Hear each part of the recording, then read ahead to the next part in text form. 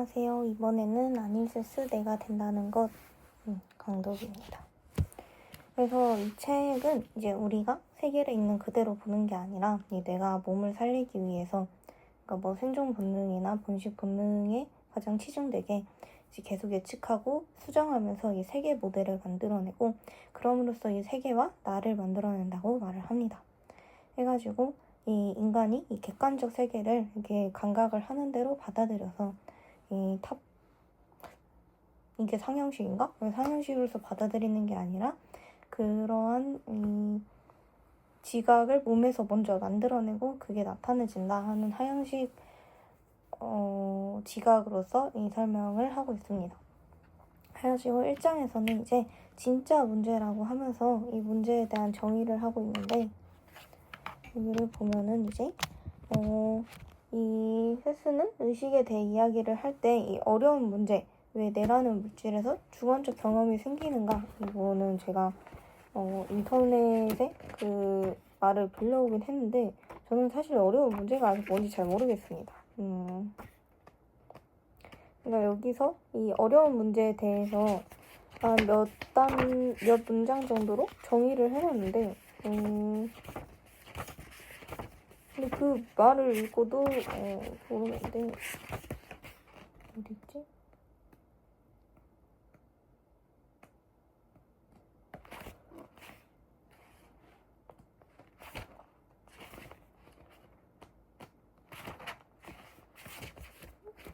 잠시만요.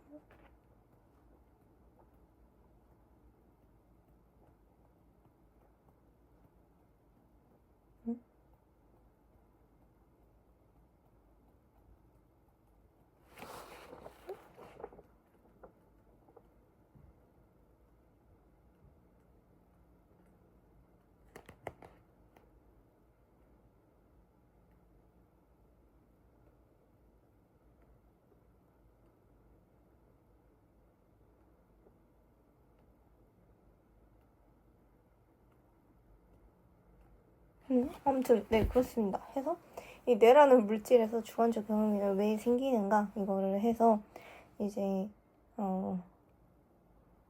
그거에 매달린다고 하는데 그래서 이제 뇌에서 전기 신호가 오가는 거는 과학적으로 설명을 할 수 있는데 이 전기 신호가 단순한 정보 처리가 아니라 빨강도 여러 가지 빨강이 있는데 그 빨강을 각자 다르게 해석을 하는 것 아니면 고통을 느끼는 것 내가 나라고 느끼는 것도 뇌에게 다 이렇게 어떻게 나타나는지를 설명하기가 어려워서 이거를 이제 어려운 문제라고 정의를 한다고 합니다. 근데 이제 이 문제를 당장 이렇게 풀려고 하면은 과학이 멈춘다라는 말을 쓰는데 그래서 실제적 문제를 제안을 합니다. 해가지고 이 문제는 특정한 뇌가 몸의 작동이 이제 특정한 의식 경험과 연결되는지를 설명을 하고 예측하고 조절하는 것이라고 합니다. 해가지고 왜 우주에 의식이 존재하지? 라는 질문보다는 왜 이대 상태에서는 색깔 경험이 생기고 아니면은 그 고통을 느끼고 내가 나라는 자아감이 생기는지를 과학적으로 따져보자는 겁니다. 해가지고 중요한 거는 이 세스가 의식을 부정을 하지는 않는다는 건데 이 의식은 착각이니까 설명할 필요가 없다가 아니라 이 의식 경험이 우리에게 가장 직접적인 현실로서 설명이 되어야 한다고 말을 하고 있습니다. 해가지고 이거를 이제 신비로운 영혼이나 철학적 선언같이 여기서 다양한 이 주의들이 나오는데 그런 것들처럼 이 의식을 너무 신비로운 존재로서 보거나 아니면 그냥 철학적으로만 이렇게 정의를 하는 게 아니라 이거를 뇌와 몸의 실제 작동에서 찾자는 그러한 이야기입니다. 해가지고 의식은 하나의 신비한 덩어리가 아니라 이 여러 측면으로 나누어 과학적으로 설명할 수 있는 현상이다. 네, 이런 말을 하고 있습니다.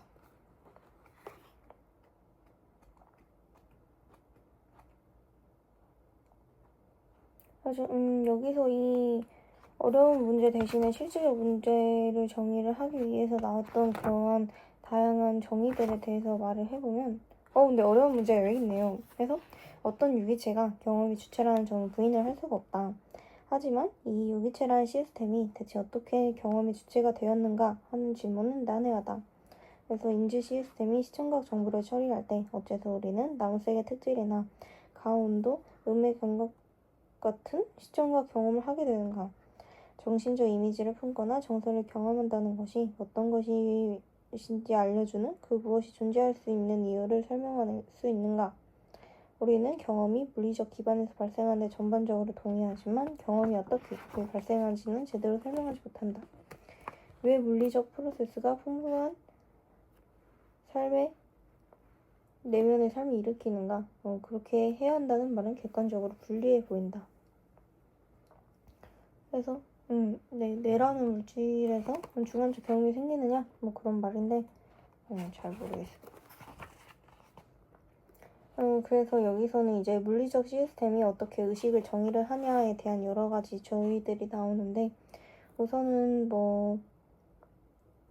데카르트의 우주를 마음과 물질로 구분했다 그런 것이나 아닌 물리주의 이제 우주는 기질로 구성되어 있으며 의식적 상태는 이 기질의 특정 별과 같거나 기질에서 발생한다고 보는 것 아니면은 유물론은 물리주와 비슷한 거고 이거의 대척점은 이제 유심론이 있는데 이거는 이제 이 현실의 궁극적 원천이 기질이나 물질이 아니라 이 의식이나 마음에서 생긴다 그런 것이 있습니다. 또 기능주의 있는데 이 시스템이 무엇으로 이루어졌는지를 보는 게 아니라 시스템이 무엇을 하는지 그러니까 즉 어떤 기능을 수행할 수 있는지를 잘 보면 좋겠다 그런 말이고 아니면 범신론에서 이 의식이 질량, 에너지나 전하처럼 이 우주의 근본적 속성이라고 보는 것 그리고 아예 이 영혼으로서 설명을 해서 신비주의로 이제 우리 인간이 이 의식에 대한 문제를 해결하거나 답을 외계인이 준다고 해도 그 답을 이해할 만큼 현명하지 못하다 그런 이야기들이 있습니다. 그래서 이 장에서는 이제 의식을 어떻게 측정할 수 있는가에 대한 이야기를 하는데 그래서 이 어떤 존재가 얼마나 의식이 있는 상태인가 해가지고 전기 신호는 이 딱 신호가 가면 그게 켜진 거고 켜지지 않은 거지만 의식을 언제부터 켜진 걸로 정의를 할 거냐 그리고 그 켜진다는 것이 이 점층적으로 켜지냐 아니면 이렇게 쭉 갔다가 어느 순간에 그 미묘한 차이가 이렇게 의식이 켜진다고 보는 거냐 그러한 말을 하고 있습니다. 그래서 우리는 보통 이 의식을 깨어있음과 비슷하게 생각을 하는데 이 아닐세스는 깨어있음과 의식은 다르다고 말을 합니다.